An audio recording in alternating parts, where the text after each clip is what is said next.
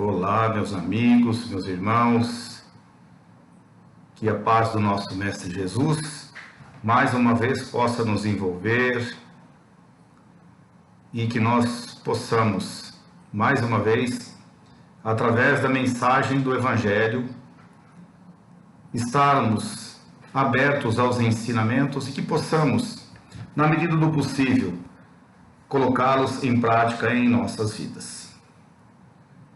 Hoje nós vamos comentar o capítulo 8 do Evangelho segundo o Espiritismo, que tem como título Bem-aventurados aqueles que têm puro o coração. Eu me lembro bem, antes de a gente entrar propriamente no assunto, ou seja, no texto, quando eu, ainda jovem, frequentava a Igreja Católica, né? Nós tínhamos uma música na hora da consagração, principalmente na hora da Eucaristia, né? Que é a música que intitulava Senhor, quem entrará? Então essa música ela diz o seguinte: Senhor, quem entrará no santuário para te louvar? E ela diz o seguinte: quem tem as mãos limpas e o coração puro, quem não é vaidoso e sabe amar. E ela repete de novo: Senhor, quem entrará no santuário para te louvar? Depois, na segunda parte, ela fala: para que o Senhor nos dê a mão limpa, que nos dê o coração puro. Como se pura e simplesmente depende do Senhor de nos dar. Então, eu hoje analisando, eu procuro fazer uma análise bastante profunda a respeito da música, sem crítica nenhuma, pelo amor, sem nenhuma pretensão, é que só a gente não tinha realmente uma visão aberta a respeito do que a música traz. E ela traz um grande ensinamento, né? Um grande ensinamento exatamente porque ela foi feita e provavelmente baseada no capítulo, né, do Evangelho, das bem-aventuranças, principalmente esse capítulo que nós estaremos falando hoje, que diz que vou repetir, capítulo 8 do Evangelho, bem-aventurados aqueles que têm puro o coração. Então Jesus começa a falar a respeito dessas bem-aventuranças, e de repente eis que começa a chegar muitas crianças lá no Monte das Oliveiras, e os seus discípulos começam a ficar bastante agitados e tal, não sei o quê, porque criança é criança, então faz aquela balbúrdia toda, todas elas queriam realmente estar perto do Mestre, e eles começam a querer impedir. E Jesus então diz a eles: não impeça, deixe vir a mim as criancinhas. Muito bem, o que a gente pode tomar por ensinamento? O que Jesus quer dizer, deixe vir a mim as criancinhas? Tanto é que as crianças se aproximaram do Mestre e ele, para abençoá-las, ele impôs a mão em suas cabeças, né? E disse: esse é um exemplo de todo aquele que quer entrar no reino dos céus. Tem que proceder como uma criança. O que ele quer dizer com a questão da criança? A criança que tem a pureza, a criança que não tem maldade, né? Até um certo ponto da nossa vida, nós, quando ainda crianças, nós não temos a maldade, né? Nós não temos a nossa vaidade exacerbada, né? Nós não deixamos transparecer o nosso orgulho, porque nós não temos ainda essa condição de entendimento, né? Então a gente age de uma maneira muito pura e muito singela. Então Jesus toma as crianças como exemplo, né, da pureza do coração.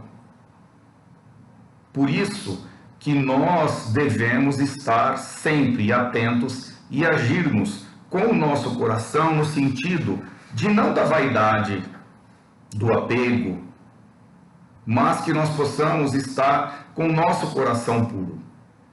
Puro no sentido do quê? De buscarmos exatamente as coisas do Senhor.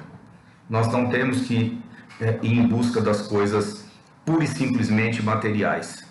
Elas são extremamente necessárias, porém, elas não são fundamentais. Não só isso que leva a nossa vida, porque ele mesmo disse que nem só de pão vive o homem. O homem vive não só da parte da carne. Nós somos criados espíritos, nós somos espíritos encarnados. Amanhã ou depois, como todos nós passaremos pela outra fase, nós desencarnaremos. E a nossa matéria vai se desfazer, mas o nosso espírito não. Então, todas as experiências que nós tivermos nessa encarnação, que a gente tiver nessa vivência, vão estar registradas. E vão estar registradas no sentido de todas as nossas atitudes. Por isso que é necessário que nós tenhamos cuidado sempre em questão do nosso pensamento, das nossas atitudes. Em segundo momento, Jesus diz que nós temos que ter a pureza, né? A verdadeira pureza. E qual que é a verdadeira pureza? Então, nessa passagem também, que relata no Evangelho, que os fariseus o convidaram, né, para ir na casa de um deles para celebrar um jantar e tal, não sei o quê. Porque eles sempre estavam querendo constranger Jesus, pegá-lo no sentido de ofensa às leis, né? Ofensas às leis. E eles sempre diziam, olha, os seus discípulos, eles tomam refeição e não lavam as mãos, né? E Jesus, certa vez, então, foi convidado a participar, né, de um jantar, e foi apresentado para todo mundo água para lavar os pés e lavar as mãos. E para ele não, para todos os outros, e para ele não foi. E ele simplesmente sentou-se à mesa e começou a refeição. E a pessoa que tinha convidado faz uma grande crítica. Olha, você está ofendendo a lei. Você não está se higienizando para poder se alimentar. E Jesus então diz a eles o seguinte, a essa pessoa: olha, meu irmão, você é uma pessoa muito mal intencionada, né? Porque você sabe, se você tivesse me oferecido como a todos os outros, eu só não me lavei porque você não me ofereceu a água para que eu me higienizasse antes do jantar, antes da refeição. Agora, importante mesmo é que vós todos ficam muito preocupados com a parte material. Vocês fazem as suas oferendas materiais, vocês fazem todas as asepsias do seu corpo, mas e como está o vosso coração? Porque mal não é o que entra pela boca do homem, mal é o que sai dela. Então vejam bem, o que a gente tem que tomar por rumo, né? Por destino em nossas vidas a respeito dessa informação que Jesus nos passa. Quando nós nos preocupamos muito com a parte material, ficamos presos a dogmas, presos a convenções, né? E a gente se esquece da parte espiritual, nós estamos cometendo um grande erro. Será que realmente essa parte material ela é mais importante do que a espiritual? Será que Jesus estava muito preocupado com a parte material? Qual era a mensagem, né, do nosso Senhor quando ele esteve entre nós? O maior espírito de envergadura que esteve na terra. Na simplicidade, Começa ele nesse capítulo dizendo: deixai vir a minhas criancinhas. Por conta do quê? Que eu já disse anteriormente. Da simplicidade, né? Do coração sem maldade. Normalmente nós, quando nos apresentamos e quando a gente faz parte de um grupo religioso, qual é a nossa intenção estar lá? O que nós fazemos? Qual que é a nossa colaboração? Nós vamos lá para bem vestidos, para que as pessoas nos vejam. A gente pega aquele dinheirinho e bota lá na sacolinha, na igreja católica, ou a gente vai na igreja evangélica, a gente dá o nosso dízimo. Isso é importante? Sem dúvida que é. Porque as igrejas, as comunidades, as casas espíritas, elas têm problemas em relação à água, à luz, a impostos, muitas delas isentas, mas elas têm custo. Tem que se limpar a parte material. Então isso é importante, essa doação. Mas isso é o mais importante? Qual é a nossa contribuição, meus irmãos, na parte espiritual, quando nós vamos na casa espírita? Ou em qualquer templo religioso? Nós só vamos lá para buscar? Ou será que nós vamos levar alguma coisa? Mesmo em termos de sofrimento, quando nós adentramos, nós vamos em busca de alívio para as nossas almas, seja qual templo for, não importa, isso não importa, o que importa é a nossa intenção. Eu vou realmente de mãos limpas, mas não limpas não somente por lavá-las com água e sabão. Eu sou honesto? O meu coração, como está meu coração quando eu dou aquele dinheirinho, quando eu pago meu dízimo, ou eu colaboro numa festa, num almoço, seja lá qual for, quando eu vou distribuir cestas, né? Quando eu dou um alimento? Como é que está meu coração nesse momento?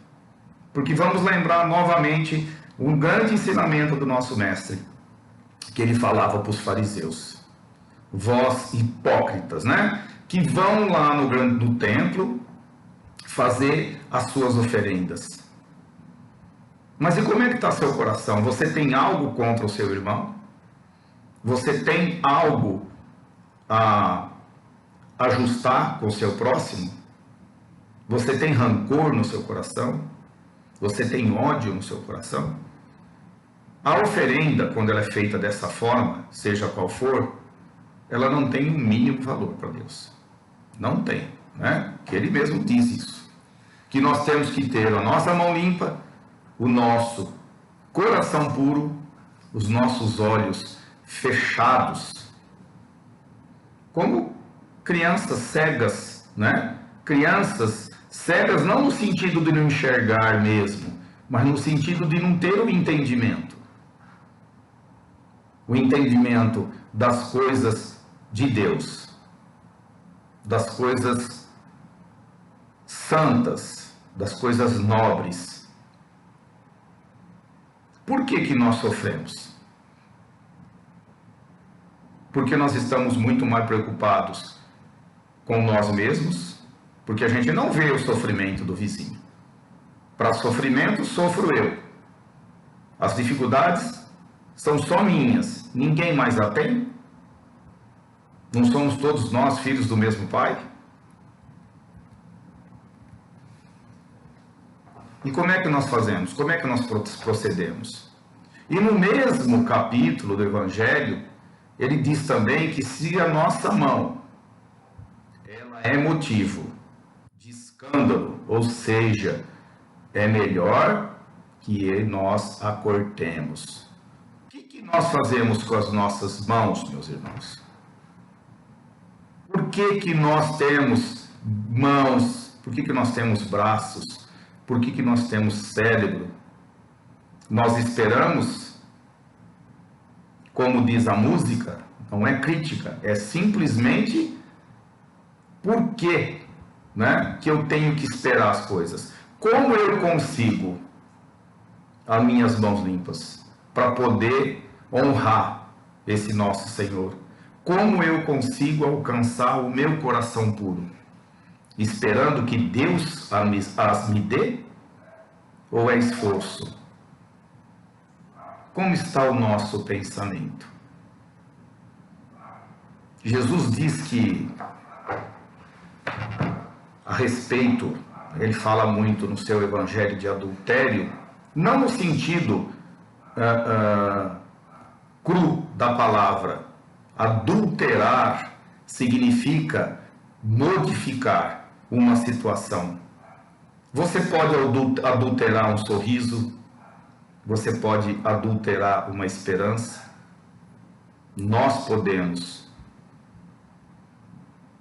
adulterar, inclusive, uma transformação, no sentido do que? Elevar o nosso irmão, carregar aquele que tem mais dificuldade.